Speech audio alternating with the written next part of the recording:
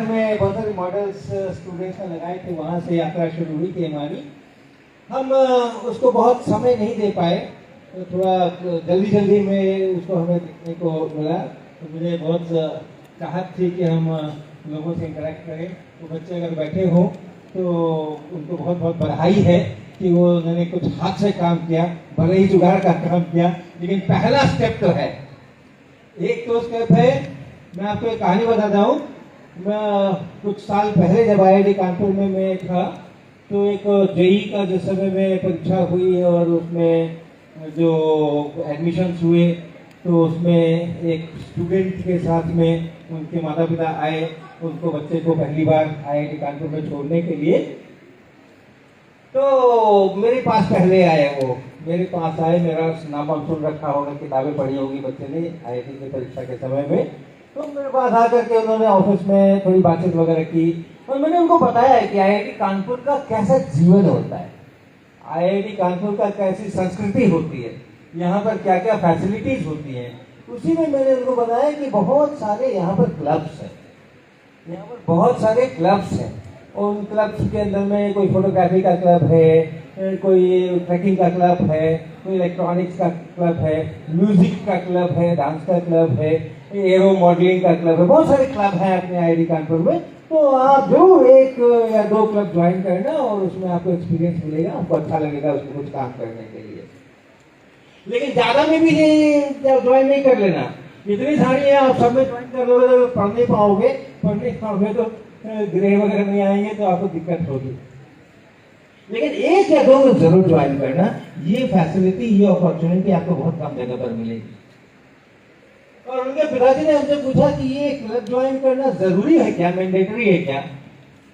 तो मैंने उनको बताया कि नहीं, मैंडेटरी तो नहीं है, लेकिन अच्छा रहेगा, वो सीखेंगे बहुत ज्यादा, उसमें सीखने को मिलेगा। क्लासेस में जो सीखते हैं वो तो सीखेंगे ही, लेकिन इसमें और ज्यादा सीखने को मिलेगा। जैसे ही उनको मैंने कहा कि ये जरूरी नहीं है, मैंडेटरी नहीं है, तुरंत नहीं, ये कोई भी ज्वाइन नहीं करेगा, ये खाली पढ़ाई करेगा, कमरे में बैठ करके पढ़ाई करेगा, लेक्चर में जाके पढ़ाई करेगा, पहला उनका एक है। यानी हाथ से तो काम करने नहीं है, वो कमरे में। उससे उन्होंने जेई के समय का वर्णन बताया बड़े गर्व से कि मैंने तो इसको 2 साल तक कुछ काम नहीं करने दिया, बिल्कुल एक कमरे के अंदर में बंद कर दिया, वहीं पे इसका चाय नाश्ता कॉफी जो कुछ जाना था जाता रहा, ये केवल सवाल बनाता रहा, केवल सवाल बनाता रहा, ऐसा करके उन्होंने हमें वर्णन किया। हो गई बात। दूसरे दिन हम लोग बैठे थे लैब के अंदर में, कुछ काम कर रहे थे, एक फोन आया मेरे पास। फोन आया, मैंने फोन उठाया तो पता चला कि उनके पिताजी थे फोन पे और रो रहे थे, बिल्कुल फोन के ऊपर रो रहे थे, लिटरली रो रहे थे, और उनके मुंह से आवाज नहीं निकल रही थी, बड़ी मुश्किल से वो बोल पा रहे थे थोड़ा थोड़ा। आपसे तुरंत मिलना है, हमको बहुत अर्जेंट है, आपसे तुरंत मिलना है, आ जाओ भाई। तो आगे लैब के अंदर ना मैं पूछा, ऐसा क्या हो गया, क्यों रो गए? मेरा बेटा कह रहा है कि वापस चलो गुजरात, सूरत का बच्चा था शायद या राजकोट का, वापस चलो, मुझे IIT कानपुर में नहीं पढ़ना है। अच्छी रैंक लेकर के IIT कानपुर में एडमिशन लेकर के, और उसके बाद जब वो आता है तो पहले ही दिन कहता है कि मुझे IIT कानपुर में नहीं पढ़ना, मेरे को वापस घर करो। मैंने कहा अच्छा ऐसा क्या हो गया भाई, ऐसा क्यों बोल रहा है, कल तो ठीक था। तो उन्होंने बताया कल शाम को उसकी रैगिंग हो गई, और रैगिंग हो गई तो इतना डर गया है कि अब कहता है नहीं, IIT कानपुर में तो पढ़ना ही नहीं है। तो मुझे बहुत आश्चर्य हुआ, IIT कानपुर में रैगिंग? IIT कानपुर में तो रैगिंग होती नहीं है, तो हमारे तो एडमिनिस्ट्रेशन इस मामले में बहुत सख्त है, और यहाँ संस्कृति नहीं है, कल्चर नहीं है इस तरीके का, ऐसी क्या रैगिंग हो गई, ऐसी क्या रैगिंग? तो मैंने बहुत उससे पूछा, तो मुझे तो आश्चर्य भी हुआ, जानकारी भी लेना था मुझको, कोई अगर कोई रैगिंग हुई है तो वहाँ के फैकल्टी मेंबर होने के नाते, वहाँ के प्रोफेसर होने के नाते तो मुझे उत्सुकता हुई कि क्या हुआ, कहाँ हुआ, मैं रिपोर्ट करूँ आगे। तो मैंने पूछा सर कहाँ पकड़ा गया जगह? तो मैंने सोचा शायद कहीं घूमता निकल गया होगा कहीं सुनसान के अंदर, एयर स्ट्रिप वगैरह की तरफ। पता चला नहीं, उसका हॉस्टल है, उस हॉस्टल के क्वाड्रेंगल के अंदर में हो गई। हॉस्टल के क्वाड्रेंगल में दिन दहाड़े टाइमिंग क्या, कब? तो शाम को 5 बजे 6 बजे के बीच में। ये तो नहीं हो सकता है, ये तो नहीं हो सकता है। हॉस्टल के क्वाड्रेंगल के अंदर में 5-6 बजे किसी बच्चे के साथ इतनी रैगिंग हो जाए कि वो कहे कि हम IIT कानपुर में पढ़ेंगे ही नहीं। इतना JEE 2 साल तक एक कमरे में बंद होकर के उसने पढ़ाई की है, इतनी मेहनत की है, और अब कहे कि तो फिर आगे हमने उसको और जब खोदा, हमने पूछा अच्छा कितने थे रैगिंग करने वाले, और अकेला ये पकड़ाया या कई सारे बच्चे थे, 2-3 बच्चे थे। बोले नहीं नहीं, ये फर्स्ट ईयर वाले तो पूरे के पूरे सभी बच्चे थे, क्वाड्रेंगल भरा हुआ था। सोच लीजिए, फर्स्ट ईयर वाले सभी बच्चे थे, पूरा क्वाड्रेंगल भरा हुआ था। और दूसरी तरफ कौन थे? तो पता चला कि हॉस्टल के वार्डन थे, हॉस्टल के सुपरिटेंडेंट थे, और जो उनके अधिकारी लोग हैं वो लोग थे। अच्छा, तो वो क्या सबको एक एक को बुला बुला करके और कुछ कर रहे थे, हाथापाई कर रहे थे, क्या कर रहे थे? नहीं, वो बच्चे सब एक तरफ बैठे हुए थे और वो सब एक कुर्सी लगा करके सब सामने बैठे हुए थे।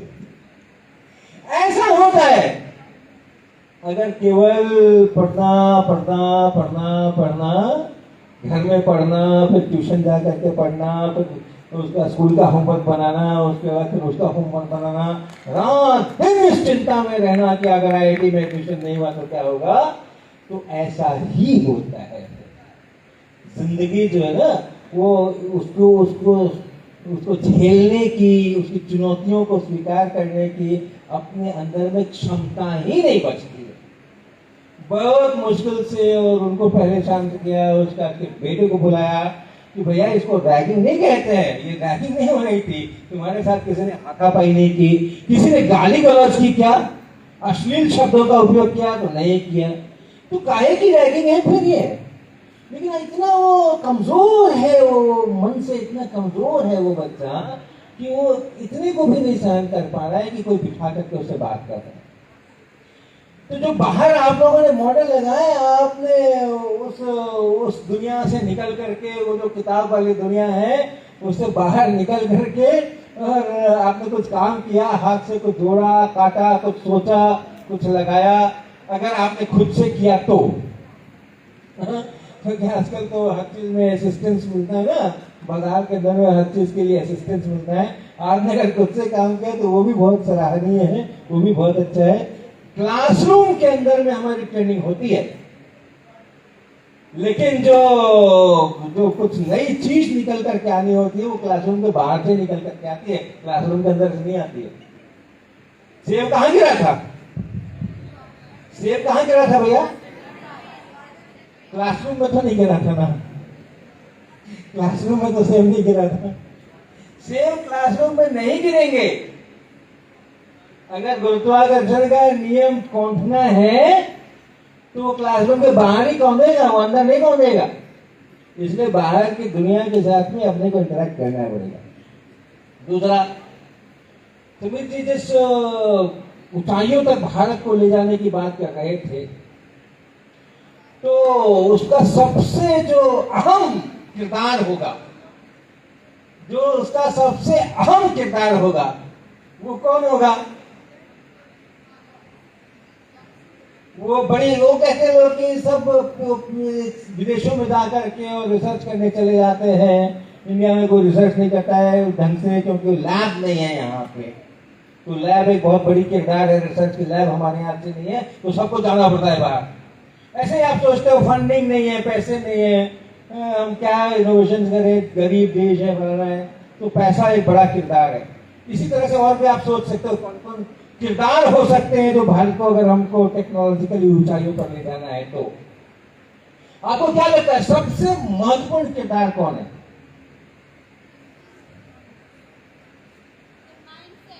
सबसे महत्वपूर्ण किरदार जो है वो है हमारे यहाँ का ह्यूमन रिसोर्स, लोग। आप कितने भी फंडिंग ला के रख दोगे, आप कितने भी बड़े बड़े लेबोरेटरीज बना के रख दोगे, मशीनें ला करके रख दोगे, लोग जो है हमारे, वो अगर क्षमतावान नहीं हुए, तो फिर इन सब से काम चलेगा ही नहीं। और अगर लोग क्षमतावान हुए तो शायद हमारे पास कम रिसोर्स होंगे, कम फंडिंग होगी, तो भी हम उसमें से निकाल करके लेकर के जाएंगे। तो इसलिए अपने हाथ में ताकत अर्जित करनी है। ह्यूमन रिसोर्स को साइंटिफिकली और टेक्नोलॉजिकली अपने को स्ट्रांग होना है। और ये ह्यूमन रिसोर्स कहां से हम लोग इंपोर्ट करके लाएंगे? क्या वो घट गया, ये चीज नहीं हो रही है, वो थोड़ा इंपोर्ट कर लो, प्याज इंपोर्ट कर लो, ये इंपोर्ट कर लो, ये ह्यूमन रिसोर्स हम इंपोर्ट करके लाएंगे क्या? ये तो हमारा ही ह्यूमन रिसोर्स लगेगा ना। हमारे ही जो स्टूडेंट्स आप बैठे हुए हो, आप भी तो रिसोर्स हो, या आपसे थोड़े उम्र जिनमें बड़े लोग हैं वो अभी के रिसोर्स हैं। आप 2 साल के बाद रिसोर्स बनोगे, आप 4 साल के बाद रिसोर्स बनोगे। तो आप कर सकते हो, हम करेंगे, हम कर सकते हैं। ये कॉन्फिडेंस, इनके स्लाइड में मैंने ये शब्द देखा, ये कॉन्फिडेंस भी चाहिए। हम कर सकते हैं, हमें कोई बताएगा तभी हम करेंगे, हम अपने से तो कुछ कर ही नहीं सकते हैं। ये इस मानसिकता से बाहर निकलने का है। और जैसे चलता है कि मानसिकता है, वैसे ये बहुत बड़ी जबरदस्त मानसिकता है आज की तारीख के अंदर में, हमारे विद्यार्थियों के अंदर में। और हमारे जो माता पिता हैं वो इसके बड़े ध्वजवाहक हैं वो, कि बच्चे तुमसे तो कुछ होने वाला है नहीं, तुम्हें तो कोई सपोर्ट करेगा, तुम्हें तो कोई आके समझाएगा, आके बताएगा, तुम्हें तो सहायता की जरूरत है। छुटपन के अंदर में छोटे छोटे बच्चे रहते हैं, उनके लिए ट्यूटर लगा दिए जाते हैं। स्कूल में जो पढ़ाई होगी तुम्हें समझ नहीं आने वाली है, शिक्षक जो पढ़ाएंगे तुम्हें समझ नहीं आने वाला है, तो जो तुम्हारे लिए एक अलग से ट्यूशन की जरूरत है, अलग से कोचिंग की जरूरत है। हम क्या करें, कितने सारे ईमेल आते हैं, हम क्या करें, हमारे पास तो पैसे नहीं है, तो कोचिंग नहीं जा सकते, इसलिए हम जेईई की तैयारी नहीं कर सकते। अरे शुरू से, बचपन से अगर हम ये मान के चलेंगे कि हमसे कुछ नहीं होने वाला है, हमें किसी के सपोर्ट की जरूरत है, तब तो हम कभी भी वो ह्यूमन रिसोर्स नहीं बन सकते जो 6 नैनोमीटर का ट्रांजिस्टर के इक्विवेलेंट कोई चीज बना करके ला करके हमें देगा। तो आपने जो भी मॉडल्स बाहर में लगाए, जो कुछ भी किए, हमें समय बहुत कम मिला उसको देखने के लिए, लेकिन उन सबको बहुत अभिनंदन है। और बहुत अभिनंदन है कि उन्होंने अपने हाथ से काम किया। अपने हाथ से काम करना ये पहली सीढ़ी है, उसके बाद फिर उसके आगे का है परफेक्शन, एक्सेलेंस, उसके बाद की बात है। अगर हम केवल अपनी कलम ही खींचते रहेंगे तो कहाँ का परफेक्शन, उसमें भी परफेक्शन नहीं लाते, इतनी गंदी हैंडराइटिंग होती है कभी कभी। अगर आप लिखाई पढ़ाई में ही समझते हो कि आपको कुछ करना है, तो कम से कम सुंदर अक्षर तो लिखो, वो भी नहीं कर पाते। तो अपने ऊपर कॉन्फिडेंस करना, अपने हाथों से काम करना, ये एक बहुत जबरदस्त बात होती है। और इसलिए जो एग्जीबिशंस होते हैं इस प्रकार के, वो उसके लिए एक अपॉर्चुनिटी प्रोवाइड करते हैं। अब आप जैसे जैसे उसके अंदर में जाते हैं, वैसे वैसे उसमें परफेक्शन लाने की, उसमें एक्सेलेंस लाने की आप प्रयास कर सकते हैं। फिर हमने, जैसे आपने बताया कि वो जो हमारे उजाला की प्रिंटिंग कैसे होती है, उसका एक छोटा सा स्वरूप वहां पे देखा। तो इस तरह की चीजें देखना, ये तस्वीरों में देखना, अभी समीर जी के स्लाइड में तस्वीरों में बहुत सारी चीजें आपने देखी होंगी, वैसे तस्वीरों में चीजों को देखने से भी बहुत सारा उत्साह आता है, बहुत सारा समझ आता है कि ऐसा होता है। तो एक पूरा विजन बदल जाता है। केवल वो हाफ MB² और MGH से ही दुनिया नहीं चलती है, दुनिया जो चलती है वो इस तरह की चीजों से चलती है। तो तस्वीरों को देखने से एक विजन बदल जाता है। तो बहुत अच्छा कार्यक्रम रहा। कौस्तुभ जी का जो एक टिंकरिंग लैब इंडिया का जो कॉन्सेप्ट है, उसको आपने देखा, और एक कितनी बड़ी अपॉर्चुनिटी है। वहां कोई सिखाने वाला नहीं है, मुझे जो लगा इनका सुन करके, वहां कोई सिखाने वाला नहीं है। आपको अगर कोई आइडिया है तो आप जाओ और काम करो, आप जाओ और काम करो। नहीं आइडिया तो भी जाओ, आइडिया आने लग जाएगा। वहां जाओगे, लोगों को काम करते देखोगे तो आइडिया आने लग जाएगा। सिलेबस नहीं है वहां पे कि आप आएंगे तो पहले दिन आपको ये सिखाएंगे, दूसरे दिन आपको वो सिखाएंगे, तीसरे दिन आपको वो सिखाएंगे। तो इस तरीके से अपना बहुत जबरदस्त कार्यक्रम आगे बढ़ रहा है। आप सब लोग बहुत बहुत आप सबको बधाइयाँ, बहुत बहुत आप सबको शुभकामनाएं। और आप जरूर आगे के समय में भारतवर्ष को और हर प्रकार से आप विश्व गुरु के स्तर पर ले जाएंगे। मेरी तरफ से इतना ही है, आगे चर्चा करते हैं। बहुत बहुत धन्यवाद सर। और अगर कुछ प्रश्न हैं, सर से इंटरेक्ट करना चाहते हैं तो हम लोग कुछ प्रश्न ले सकते हैं ऑडियंस से।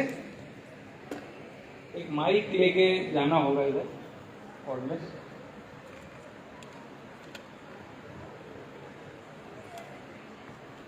कोई सवाल किसी के पास? हेलो हेलो, कहाँ बोल रहे हैं? अच्छा, यहाँ पे। सवाल नहीं पूछोगे तो बवाल हो जाएगा। कौस्तुभ जी के पास माइक रेस है? करें, हाथ रेस करें, मैं आता हूँ। हाँ हाँ, वहां पे हैं। हाँ, थोड़ा थोड़ा। Sir, I would like to ask a question that during your study time, as you faced a lot of problem in physics, so what type of solution do you do to sort out from this all type of pressure or rather say? आप अपना नाम बताओ पहले। Sir, my name is Ayush Shukla. कहाँ से हो? Sir, from Chowker, Minasul School. Okay. तो आपको कैसे पता कि मुझे फिजिक्स में प्रॉब्लम होती थी? Sir, normally sir सबको ही होती है. तो ये होता है परसेप्शन, ये होता है परसेप्शन। सबको होती है तो आपको भी हुई ही होगी। Yes, literally. आप बैठ जाइए, बैठ जाइए। ऐसा मेरे साथ ऐसा कुछ भी नहीं हुआ है। मेरे साथ ऐसा कभी भी कुछ भी नहीं हुआ। मुझे कभी किसी चीज़ में प्रॉब्लम नहीं हुई है, न फिजिक्स में, न केमिस्ट्री में, न मैथमेटिक्स में, न बायोलॉजी में। बायोलॉजी में इसलिए प्रॉब्लम नहीं हुई, बायोलॉजी पढ़ी ही नहीं। और फिजिक्स, केमिस्ट्री, मैथमेटिक्स में इसलिए प्रॉब्लम नहीं हुई कि वो मैंने बहुत अच्छी तरह से पढ़ ली थी। तो कभी कोई प्रॉब्लम हुई नहीं है, नहीं होती है प्रॉब्लम। प्रॉब्लम होती नहीं है, प्रॉब्लम हम लोग खुद हमारे मन में होती है। हमें तो भूत आया, भूत आया, भूत आया, भूत आता नहीं है। आता है क्या कभी भूत? भूत आता नहीं है।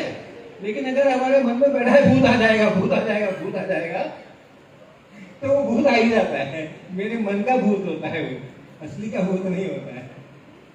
आप अगर ये सोचकर के कि फिजिक्स बहुत भारी है, मैथमेटिक्स बहुत भारी है, केमिस्ट्री बहुत खराब है, ये इसको तो इतना याद करना पड़ता है, याद ही नहीं होता है, और याद हो भी जाता है तो जैसे अपने को श्राप था, समय जरूरत पड़ोगे उसे में भूल जाओगे। परशुराम ने जब कर्ण को विद्या सिखाई, युद्ध विद्या सिखाई, अंत में वो क्रोधित हो गए, किसी कारण से झूठ बोल दिया था कर्ण ने, तो उसको श्राप दे दिया कि जिस समय तुम्हें जरूरत पड़ेगी उसी समय तुम भूल जाओगे। तो वैसा ही हुआ। तो ये सब चीजें हैं।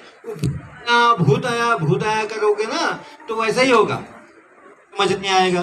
आप भी गए तो समझ नहीं आएगा। इम्तहान में शायद काम आ भी जाए, इम्तहान में शायद काम आ भी जाए, लेकिन उसके बाद जब जिंदगी के जंग में उतरोगे तब तो काम ही नहीं आएगा बिल्कुल भी। हाँ, तो मैंने कभी भी किसी चीज का से प्रेशर लिया नहीं है, और कभी आप भी लेना नहीं, कभी नहीं लेना प्रेशर। ये जो पढ़ाई का भारी है, वो भारी है, ये नहीं आता है, वो नहीं आता है, नंबर कैसे आएंगे, इन सब का जितना आप प्रेशर लेते जाओगे उतना वो भूत आपके ऊपर हावी होता जाएगा। फिर आप तांत्रिक बुलाओगे, फिर आप यज्ञ हवन कर पाओगे उसको भगाने के लिए। हाँ? और हम आजकल के तांत्रिक जो है वो कहाँ हैं? सब काका देव में बैठे हुए हैं। वो तांत्रिक बुलाओगे, मेरा भूत भगाओ।